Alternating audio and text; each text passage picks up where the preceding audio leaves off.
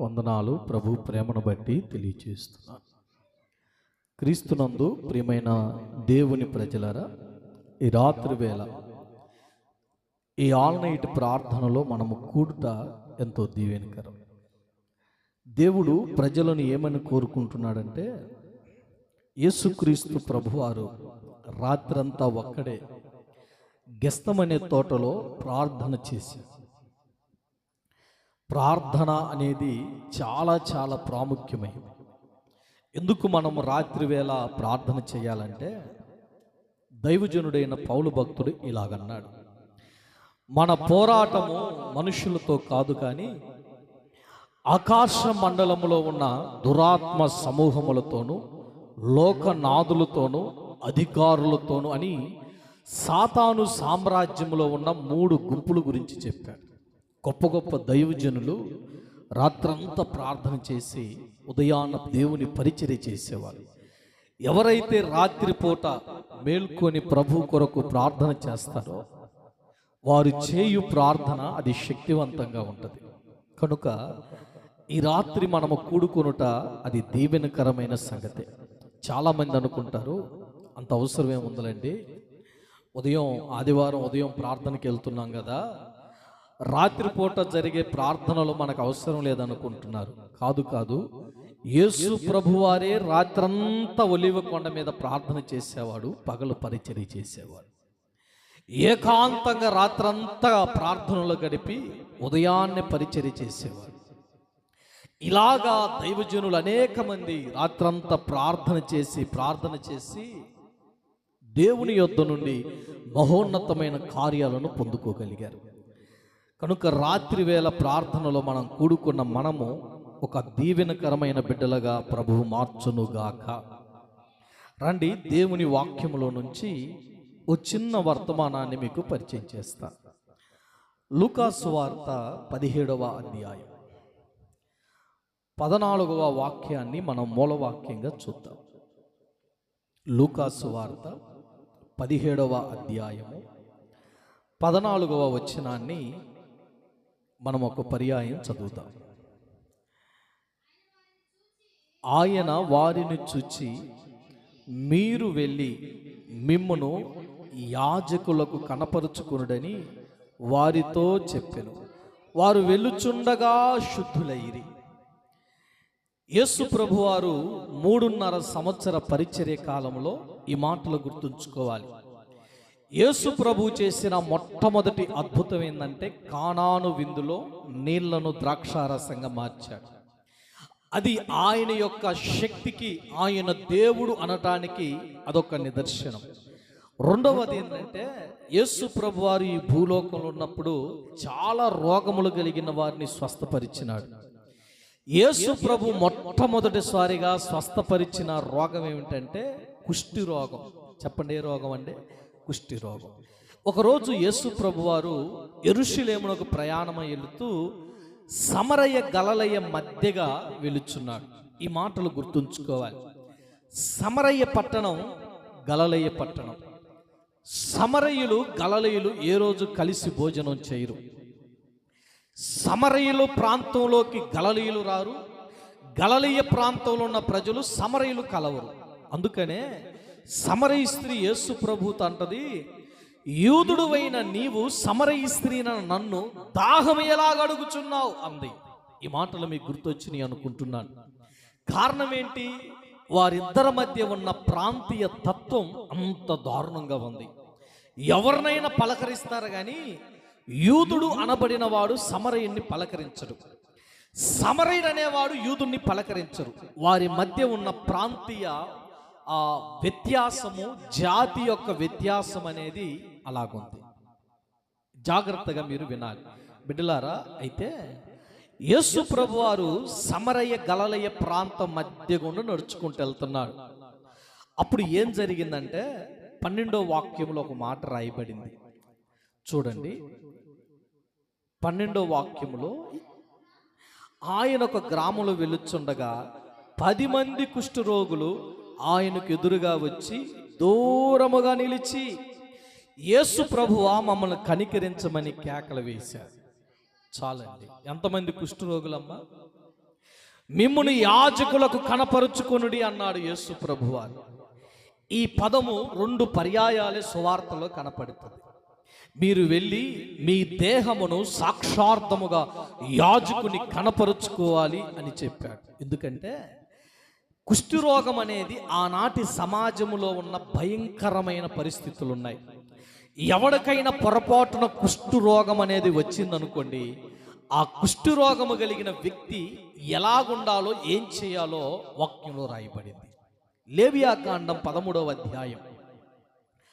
మోషే భక్తుడు ఆయన ఇశ్రాయేలు ప్రజలకు ప్రధానమైన ఆజ్ఞలు కొన్ని, సాంఘికపరమైన జీవితం కొరకు కొన్ని ఆజ్ఞలు ఇచ్చాడు.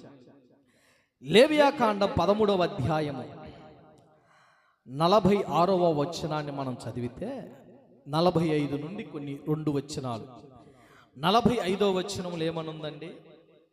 ఆ పొడగల కుష్ఠిరోగి వస్త్రములను చింపివేయాలి, వాడి తలను విరబోసుకోవాలి, వాడు తన పై పెదవిని కప్పుకొని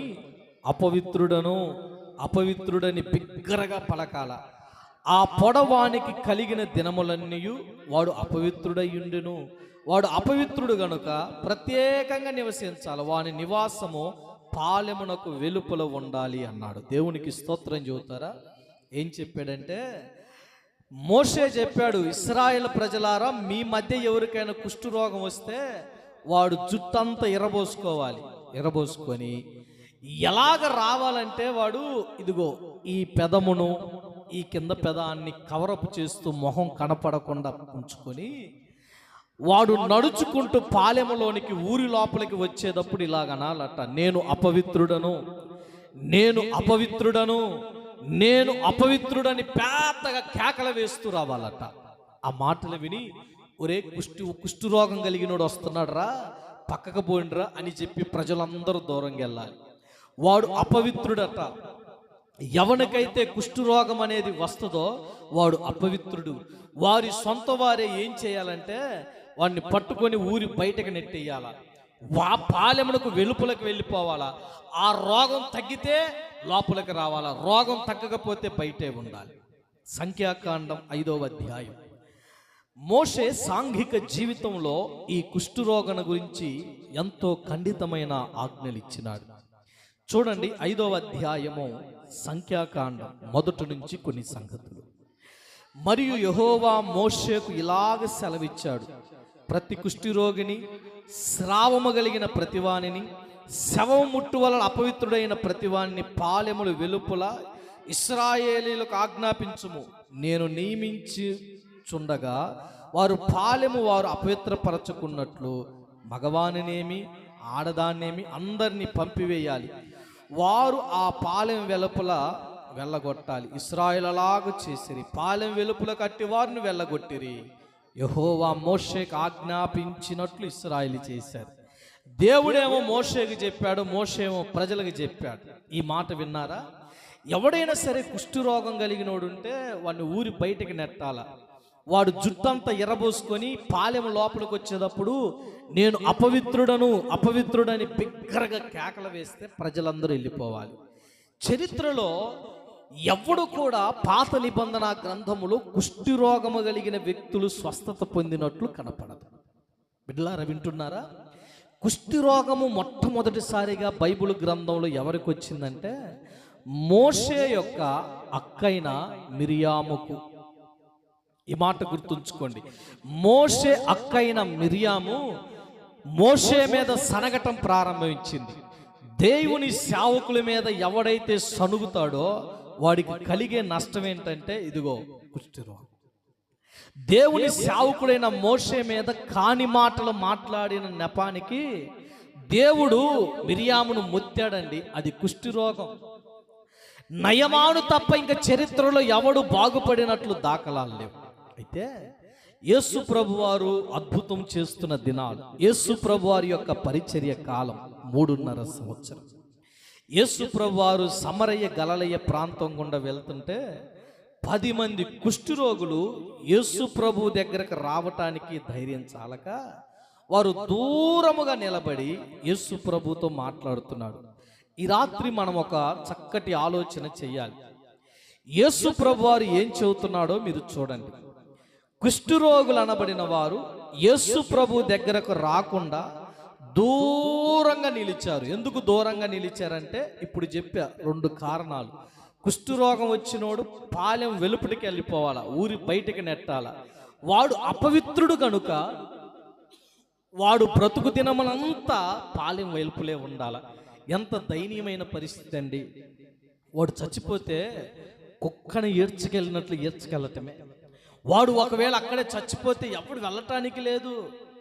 ఒకవేళ చచ్చిపోయాడని కుటుంబ సభ్యులు ఎవరైనా పోయి ముట్టారా, వాళ్ళు పాలెము వెలుపుట 8 దినాలు కడగా ఉండాల. వారు కూడా అపవిత్రులైపోతారట. ఎంత దయనీయమైన పరిస్థితి. ఈ సందర్భంలో మనకు ఒక మాట గుర్తుండాలి. పాపము ఒక మనిషిని ప్రజలకు దూరంగా ఉంచుతుంది. ఎవడైనా పాపము చేస్తే దేవుని దగ్గరకు రావటానికి వాడు సంకోచిస్తాడు. సార్ ప్రభువుని నమ్ముకోవచ్చు కదండి అంటే వాళ్ళు అంటారు, యేసు ప్రభు అంటే మాకు కూడా ఇష్టమే కానండి, యేసు ప్రభు దగ్గరకు వస్తే తాగుడు మానాలా, బీడీలు మానాలా, మద్యం మానాలా, వ్యభిచారాన్ని మానాలా, పాపం మానాలా, ఇవన్నీ మనకు కుదరవులే సార్, మా కోసం ప్రార్థన చేయండి అంటారు. ఎందుకో చెప్పండి, పాపము చేయు ప్రతివాడు దేవునికి దూరముగానే ఉంటాడు. ఈ కుష్ఠరోగులు ఎలాంటి వారంటే 4 అద్భుతమైన విషయాలు ఉన్నాయి, గుర్తుంచుకోండి. కుష్ఠరోగులు ఎక్కడున్నారంటే యేసు ప్రభువుకి దూరంగా ఉన్నారు. కారణం ఏంటంటే ఆనాటి సమాజంలో ఉన్న పరిస్థితులు అలాగున్నాయి. రెండవ విషయం ఏంటంటే వీరు యేసు ప్రభువును చూచి 13వ వచనంలో ఏమన్నారు, యేసు ప్రభువా మమ్మను కనికరించమని కేకలు వేశారు.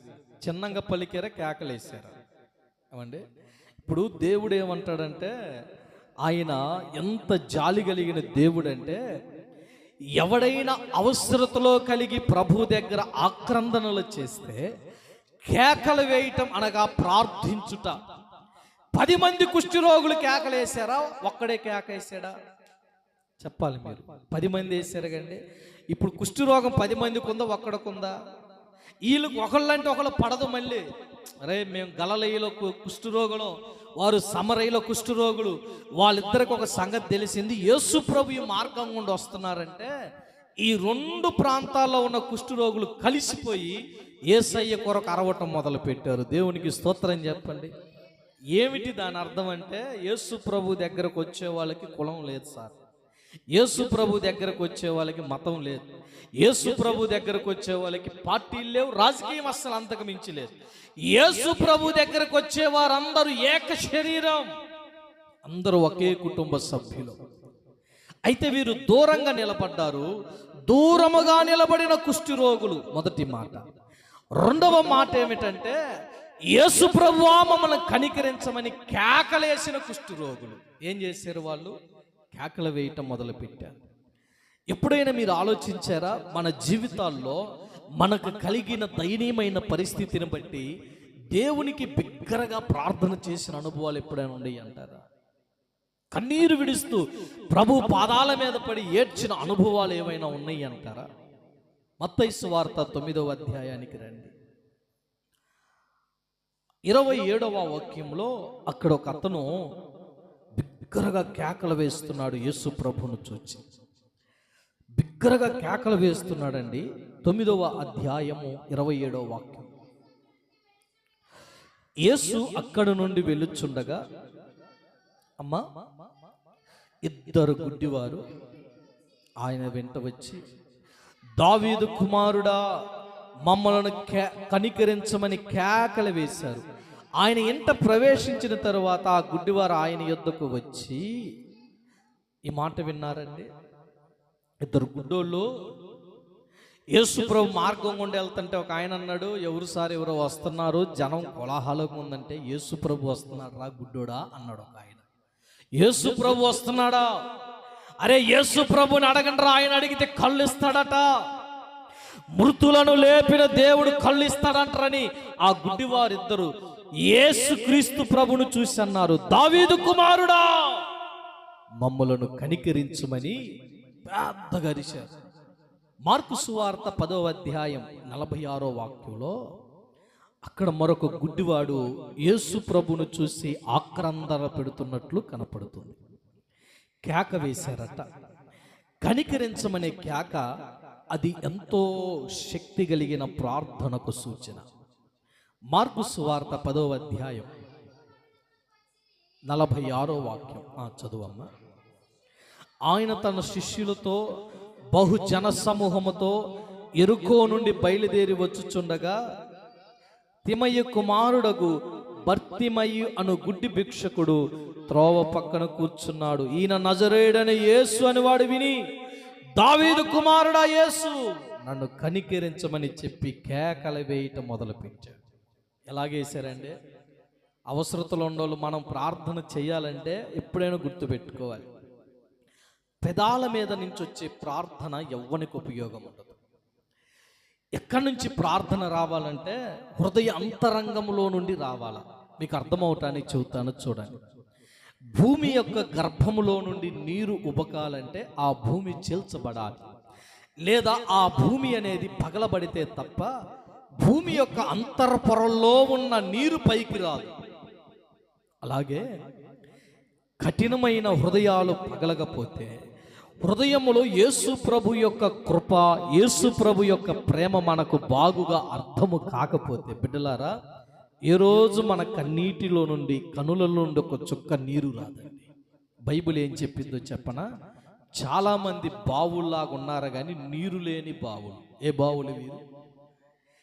నీరు లేవండి, పైకి మాత్రం దేవుని కోసం పరిచర్యలో మందిరంలో ఉంటారే కానీ కన్నీటితో ఒక కన్నీటి చుక్క యేసు ప్రభు పాదాల దగ్గర కార్చిన అనుభవాలు లేవు. ఆ ఇద్దరు గుడ్డివారు యేసు ప్రభుని కేకలు వేశారు, దావీదు కుమారుడా కనికరించమని. ఇదిగో మార్కు సువార్తలో ఆ గుడ్డివాడైన బర్తిమయి యేసు ప్రభును చూసి అంటున్నాడు, దావీదు కుమారుడా నన్ను కనికరించయ్యా అని కేకలు వేశారు. వాస్తవమే, దేవుడు తన బిడ్డలు చేసే ఆ కేకలను విని దాటిపోడు. దేవునికి స్తోత్రం చెప్పండి. దేవుడు ఎవరిని దాటిపోడంటే ప్రార్థన యేసు ప్రభును పట్టుకుంటుందండి. దేవుడు ప్రార్థన ఆకర్షిస్తుంది. ఎక్కడైతే హృదయపూర్వకమైన ఆరాధన, హృదయపూర్వకమైన కుమ్మరింపు, హృదయపూర్వకమైన ప్రార్థన, కన్నీటితో కూడిన ప్రార్థన ప్రభు పాదాల దగ్గర కనపడితే అక్కడికి దిగి వస్తాడు యేసు ప్రభు వారు. దేవునికి స్తోత్రం చెప్పరండి. ఆ మధ్య ఒక పాస్టర్ గారు, ప్రభువా దిగిరా దిగిరా దిగిరా అంటున్నాడు. యేసు ప్రభు అన్న నేను రాను అంటున్నాడు. ఎందుకు దిగి వస్తాడండి? ఏమన్నాడు ఆయన? ఎక్కడ ఇద్దరు ముగ్గురు కూడి నా నామంలో ప్రార్థన చేస్తారో నేను వారి మధ్యకి వస్తానంటే అర్థం ఏంటి? దేవుణ్ణి ఆకర్షించే పవర్ దేనికి ఉందంటే ప్రార్థనా జీవితం. ఎక్కడైతే ప్రార్థన అనుభవం ఉంటుందో అక్కడ దేవుని కార్యాలు బలంగా జరుగుతాయి. బిడ్డలారా, ఈ రాత్రి మనం ఏమి నేర్చుకోవాలంటే 10 మంది కుష్ఠరోగులు దేవునికి దూరంగా ఉన్న కుష్ఠరోగులు. 10 మంది కుష్ఠరోగులు ఎలాంటి వాళ్ళు అంటే కేకలు వేశారంటే దేవుని యొక్క కనికరించమని, దేవుడు తనను కనికరించాలని 10 మంది కేకలు వేయటం మనం చూస్తాం. చూడండి మరొక మాట, లూకాసు సువార్త 17వ అధ్యాయంలోనే యేసు ప్రభు వారు ఆ కేకను విని వారితో ఇచ్చిన ప్రత్యుత్తరం 14వ వాక్యములో, ఆయన వారిని చూచి మీరు వెళ్ళి మిమ్మును యాజకులకు కనపరుచుకోడని వారితో చెప్పాను. వారు వెళ్ళుచుండగా శుద్ధులైరి. ఇప్పుడు మీకు అర్థమైంది అనుకుంటున్నాను. వీళ్ళు ఎందుకు అరిశారు, వీళ్ళు ఎందుకు కేక వేశారంటే యేసు ప్రభు తమను స్వస్థపరుస్తాడని నమ్మకంతో కేక వేశారు. అర్థమైందా? యేసు ప్రభు అన్నాడు, అబ్బా మీరు డైరెక్ట్గా వెళ్ళి మందిరంలో యాజకుడు ఉంటారుగా, హయ్యర్ ప్రీస్ట్ అంటారు యాజకుడిని. ఆ ప్రీస్ట్ ఆ యాజకుని దగ్గరికి వెళ్ళి మీ దేహాలు చూయించుకోండి అన్నాడు. వాళ్ళు అనుకోవాలి, ఇదేంది ప్రభువా, మాకేమో స్వస్థత కోసం మేము వస్తే ఈయనేందు మందిరానికి పోమంటున్నాడు, యాజకుని దగ్గరికి వెళ్ళమంటున్నాడు ఏంటి? ఈ మాట మనం ఆలోచించాలి. మత్తయి సువార్త 8వ అధ్యాయంలో యేసుక్రీస్తు ప్రభువారు కొండ మీద ప్రసంగం చెప్పి కిందకు వస్తుంటే అక్కడ ఒక కుష్ఠరోగి వచ్చాడు. మొదటి వచనం నుండి కొన్ని మాటలు చూడాలి. రెండో వాక్యంలో అప్పుడు ఒక కుష్ఠిరోగి వచ్చి ఆయనకి మొక్కి, ప్రభువా నీకు ఇష్టమైతే నన్ను శుద్ధినిగా చేయగలవనెను అనెను. అందుకు ఆయన చేయి చాపి ముట్టి నాకు ఇష్టమే, నీవు శుద్ధుడు కమ్మని చెప్పగానే తక్షణమే కుష్ఠిరోగి శుద్ధుడైపోయాడు. ఏం అద్భుతం అండి! యేసు ప్రభు కొండ మీద నుంచి వస్తుంటే ఫస్ట్ హీలింగ్ అన్నమాట. మొట్టమొదటిసారి జరిగిన స్వస్థత ఇక్కడే కామెంటరీలో రికార్డ్ చేయబడ్డాయి. వినండి ఈ మాట. ఆయన అన్నాడు యేసు ప్రభు దగ్గరకు వచ్చి, ప్రభువా నీకు ఇష్టమైతే నన్ను శుద్ధునిగా చెయ్యని దీనంగా అడుగుతుంటే యేసు ప్రభు వారు వంగి అతన్ని పట్టుకొని నాకు ఇష్టమే, నువ్వు శుద్ధుడు కమ్ము అన్నాడు. వాస్తవమే. ఎప్పుడైతే అతడు శుద్ధుడైపోయాడో ఆయనకు ఆశ్చర్యం, చుట్టూ ఉన్న వారందరూ ఆశ్చర్యపోయారు. కానీ ఈ 10 మంది కుష్ఠరోగులను ముట్టుకోలే యేసు ప్రభు. ఏమన్నాడంటే, అర్థమవుతుందా? నేను చెప్పే మాట అర్థమవుతుందా? ఆయన కొండ మీద నుంచి దిగి వస్తున్నప్పుడు కుష్ఠరోగుని నీకు ఇష్టమైతే నన్ను శుద్ధునిగా చేయి ప్రభు అన్నప్పుడు యేసు ప్రభు వారు పట్టుకొని నాకు ఇష్టమేనని అతను శుద్ధుని చేశాడు కదా. ఈ 10 మంది కూడా కేకలేసి కనికరించమన్నారు కదా. అయితే యేసు ప్రభు వారు 10 మందిని పట్టుకొని 10 మందిని తాకి స్వస్థపరచవచ్చు కదా. అలా చేయకుండా యేసు ప్రభు వారు అన్నాడు, అబ్బాయి మీ 10 మంది యాజకుని దగ్గరికి వెళ్ళి మీ దేహాలు చూపించుకోండి అన్నాడు. ఇప్పుడు ఏం జరుగుతుంది? కొన్ని పర్యాయాలు మన విధేయత అనే దానికి మనము చేసే ప్రార్థన, మనము లోబడే విధానం, ఈ రెండిటితో సంబంధం ఉంటుంది. వారేమో కేకలేశారండి 10 మంది. విధేయత చూపించాలి కదా. 10 మందికి చెబితే ఇకేం మాట మాట్లాడాల. వాళ్ళు 10 మంది నడుచుకుంటూ వెళ్తున్నారు. వాళ్ళు అనుకుంటున్నారు, ఇదేందిరా మొన్న కొండ మీద నుంచి వచ్చినప్పుడు వాడిని పట్టుకొని స్వస్థపరిచాడు, మనల్ని ఏమో యాజకుడి కాడికి వెళ్ళమంటున్నాడు అని వీళ్ళు గుసగుసలాడుకుంటూ వెళ్తున్నారు. దేవునికి మహిమ. బిడ్డలారా, ఎప్పుడైతే వారు నడుచుకుంటూ వెళ్ళి యాజకుని దగ్గరికి వెళ్ళటానికి సిద్ధమైపోయారో వారి దేహాలు పసిపిల్ల దేహాల వలె మార్చబడ్డాయి. దేవునికి మహిమ కలుగుడుగా. నా మాటలు అర్థమైనాయండి? ఆ కొండ మీద నుంచి దిగొచ్చినప్పుడు వాడిని స్వస్థపరిచి చెప్పాడు, అబ్బా నీకు స్వస్థత వచ్చిందో లేదో యాజకుని దగ్గరికి వెళ్ళు. ఆయనే కదండి పరీక్షించేది. యాజకుడు చూడాల ఒళ్ళంతా పొడయవనుందా మచ్చ ఏమనుందా అని చెప్పి నీకు కలిగిన రోగం అంతటి సరి అయిన స్వస్థత ఉందో లేదో చెక్ చేయించుకోపో అన్నాడు. దేవుడు ఎలాంటి దేవుడు అంటే యేసు ప్రభు వారు ఛాలెంజ్ చేసి స్వస్థతనిస్తాడు. నాకు సాధ్యము కానిది ఏమైనా ఉందా? ఈరోజు ఇలాంటి వాళ్ళు ఉన్నారండి. ఒక ఆయన అన్నాడు, మంచంలో పడిన అమ్మాయిని తీసుకొని వచ్చారు. ఆ పాస్టర్ గారు నిలబడి ఇలా ప్రవచనం చెబుతున్నాడు, యేసు నామంలో ఈ అమ్మాయి గొప్ప సేవకురాలు కాబోతుంది అన్నాడు. తెల్లారి ఆమె చచ్చిపోయింది. మరి ఏంటి సంగతి అంటారు? ఏందండి? యేసుక్రీస్తు నామములో శక్తి కావాలంటే ఆయన నామమునకు లోబడే తత్వం మనలో ఖచ్చితంగా ఉండాలి. ఈ 10 మంది కుష్ఠరోగులు స్వస్థత పొందటానికి కారణం ఏంటి? ఏ విషయాల ద్వారా వారు స్వస్థత పొందారంటే, ఒకటి విధేయత. చెప్పండి అండి, ఎవరికి స్వస్థత వచ్చిందంటే అందరికి రాదు. మేము పరిచర్యకు వచ్చిన ప్రారంభంలో ఒక ఆయన మాకు సవాల్ వేశాడు, మీకు కానీ దమ్ముంటే నేను ఒక కుంటోడిని తీసుకొస్తా, ఆ కుంటోడిని కాళ్ళు వచ్చేటట్లు చేయండి, అప్పుడు నమ్ముతా స్వస్థతలు ఉన్నాయి అన్నాడు. నేను ఒక మాట అనుకున్నానండి, అంటే పెద్దోళ్ళని అనలేదులే కానీ నేను హృదయంలో అనుకున్న విషయం ఏంటో చెప్పనా, యేసు ప్రభు వారు ఎక్కడైనా ఎవరికైనా స్వస్థత చేయమంటే చేశాడా? వాళ్ళు కొంతమంది అన్నాడు, ఫిలాతు ఏ రోజు అనుకున్నాడు యేసు ప్రభు ఏమైనా స్వస్థత చేస్తాడని ఎదురు చూస్తే ఆయన ఏం చేయాల, మౌనంగా ఉన్నాడు. కొంతమంది వచ్చి అన్నారు, అయ్యా నువ్వు మనిషి కుమారుడు అంట, మా ముందు ఏమైనా సూచక్రియలు చేయంటే యేసు ప్రభు ఒక్క కార్యం కూడా చేయలే. సొంతూరుకి వెళ్ళాడు. సొంతూరుకి వెళ్తే వాళ్ళు అన్నారు, ఏందమ్మా మరియమ్మ మీ కొడుకు అంట ఏందో దయ్యాలని ఎలగొడుతున్నాడంట, చచ్చిపోయిన లేపుతున్నాడంట, భూతాలను వదిలిస్తున్నాడంట, స్వస్థతలు చేస్తున్నాడంట, ఏంటమ్మా అని అడిగితే వాళ్ళందరూ అన్నారు, యేసు ప్రభుకు దయ్యం పెట్టినోడు అన్నారు. ఎవరునండి? ఇప్పుడు ఆయన అన్నారంటే మనల్ని అనరా? యేసు ప్రభు వారిని అన్నారండి. అందుకని యేసు ప్రభు వారు వెళ్తున్నాడు, ఏ ప్రవక్త స్వజనుల మధ్య హితుడు కానే కాడన్నాడు. ఏ ప్రవక్త స్వజనుల మధ్య తప్ప మరి ఎక్కడ గణహీనుడు కాడు. ఘనత ఇక్కడ దొరకదండి. ఎక్కడ? యేసు ప్రభువుని తృణీకరించిన వారు అన్యులు కాదు, సొంత వారే. యేసు ప్రభువుని తృణీకరించిన బిడ్డలారా, ఆలోచించండి. ఒక వ్యక్తి స్వస్థతను జరగాలంటే ప్రాముఖ్యంగా ఏముండాలంటే యేసుక్రీస్తు మాట మీద సంపూర్ణమైన నమ్మకం ఉండాలి. ప్రభు అంటాడు, ప్రార్థన చేయండి అమ్మా, అడగండి మీకు ఇస్తామంటే వీళ్ళు ప్రార్థన చేయనే చేయరు. ఈ 10 మంది కుష్ఠరోగులలో ఉన్న ప్రత్యేకత ఏంటంటే 10 మంది ప్రార్థన చేశారు, 10 మంది విశ్వసించారు, 10 మంది యేసు ప్రభు మాట మీద విధేయత చూపించి వెళ్తుంటే 10 మందికి కుష్ఠరోగులకు దేవుడు స్వస్థతనిచ్చాడు. దేవునికి స్తోత్రం చెబుతారా? స్వస్థతనిచ్చి యాజకుని దగ్గరికి వెళ్ళాలి.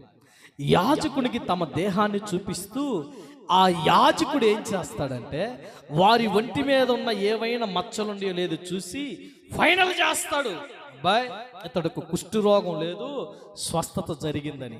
డౌట్ ఉంటే చెక్ చేయించుకోపో అనాలి. దేవునికి స్తోత్రం చెబుతారా? యాజకులారా, పరలోకము నుండి దేవుడు ఇక్కడికి దిగి వచ్చాడని యాజకులైన మీకు తెలియాలంటే ఇదిగో నేను చేసిన స్వస్థత యేసుక్రీస్తు యొక్క దైవత్వానికి ఇది నిదర్శనం. యేసు ప్రభు దేవుడు అనటానికి ప్రధానమైన కారణం ఏంటంటే ఆయనలో ఉన్న దైవత్వం భూమి మీద ఎవరు ఇలా చేయలే, చరిత్రలో ఎప్పుడు జరగల. ఫస్ట్ టైం నూతన నిబంధనలో యేసుక్రీస్తు ద్వారా మహిమకరమైన కార్యాలు జరుగుతున్నాయి. ఎందుకు ఇలా జరిగినాయి అంటే యేసు ప్రభు తానేంటో ప్రత్యక్షపరుచుకోబోతున్నాడు. మీకు అర్థం అవటానికి చెబుతాను, చూడండి. ఒక చిన్న అబ్బాయి ఉన్నాడు, 5 సంవత్సరాలు. 25 కేజీల బియ్య బస్తా మోసుకొని వెళ్తుంటే చూసే వాళ్ళకి ఎట్లా ఉంటుంది? ఆశ్చర్యంగా ఉంటుందా ఉండదా? ఈ చిన్నోడి దగ్గర ఎంత బలం ఉందరా అని అనుకుంటారు. అవునా? ఏంటి అదంటే తన బలమేంటో చూపిస్తున్నాడు, తనలో ఉన్న ప్రభావాన్ని. యేసుక్రీస్తు శరీరధారిగా ఉన్నప్పటికీ ఆయనలో ఉన్న దైవత్వం అనేకులను ఆశ్చర్యపరిచింది. 10 మంది కుష్ఠరోగులు స్వస్థతను పొందినారు. స్వస్థత పొందిన తరువాత యేసు ప్రభు దగ్గరికి వెళ్ళాలని ఒక ఆయనకు మనసు కలిగింది. చూడండి, లూకాసు వార్త 17వ అధ్యాయానికి రావాలా.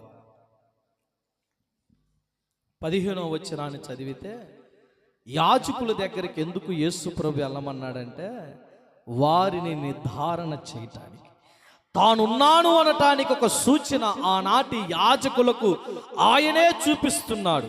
మనుష్యులందరికీ తన్ను తాను కనపరుచుకునే దేవుడు నేను ప్రకటిస్తున్న యేసు.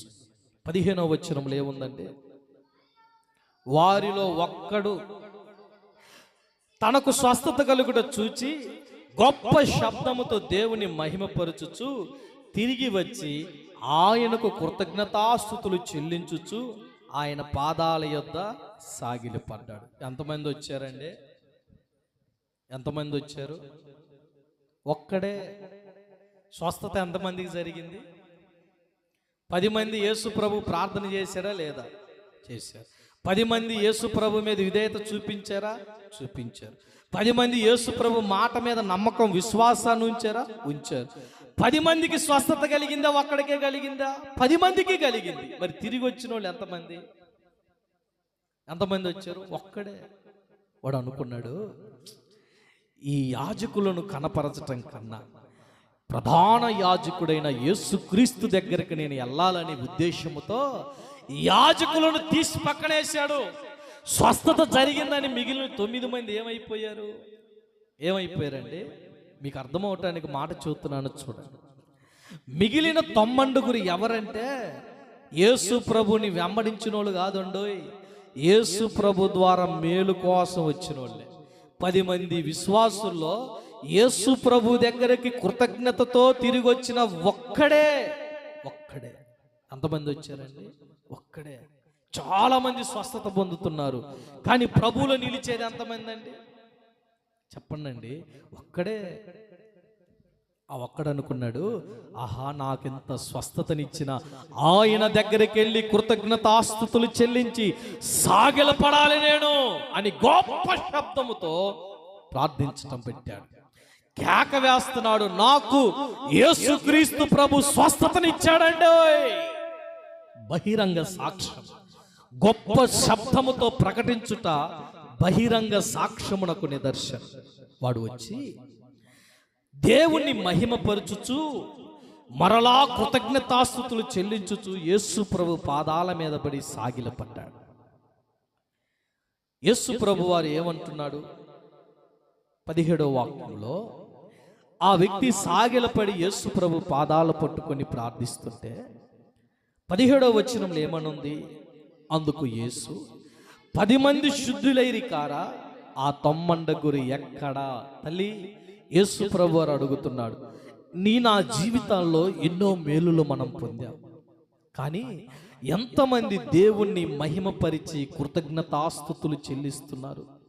పరిశుద్ధ గ్రంథములో భక్తుడైన ఇర్మియా ఇలా రాస్తూ మాట్లాడతాడు, కన్యక తన ఆభరణములను మరుచున, పెండ్లి కుమారి తన వడ్డానమును మరుచున, అయ్యో నా ప్రజలైన ఇశ్రాయేలీల ప్రజలు లెక్కలేనన్ని దినములు నన్ను మర్చిపోయినారు. ఈరోజు ఈ రాత్రి మనం ఆలోచించాలి. ఈరోజు నేను బ్రతికున్నానంటే ప్రభు కృపే కదా. ఈరోజు నేను ఇలా జీవిస్తున్నానంటే ప్రభు కృపే కదా. దేవుడు లేకపోతే నేను ఎక్కడున్నానని ప్రతిరోజు ఆయన ఇచ్చిన ఆయుష్ను బట్టి, ఆయన ఇచ్చిన ధైర్యమును బట్టి, ఆయన నీ జీవితంలో కనపరిచిన ఆ కృపను బట్టి ఎంతమంది మనము దేవునికి కృతజ్ఞతాస్తుతులు చెల్లిస్తున్నామండి. కొన్ని సంవత్సరాల క్రితం ఆకలికి అల్లాడిన జీవితాలు, కొన్ని సంవత్సరాల క్రితం సంతోషం లేని జీవితాలు, కొన్ని సంవత్సరాల క్రితం బ్రతకటమే కష్టం, ఈ బ్రతకటం కన్నా చచ్చిపోతే బాగుండు కదా, నేను ఎవరి కోసం బ్రతకాలన్న ప్రశ్నల వలయాలలో చిక్కబడిన మనం ఈరోజు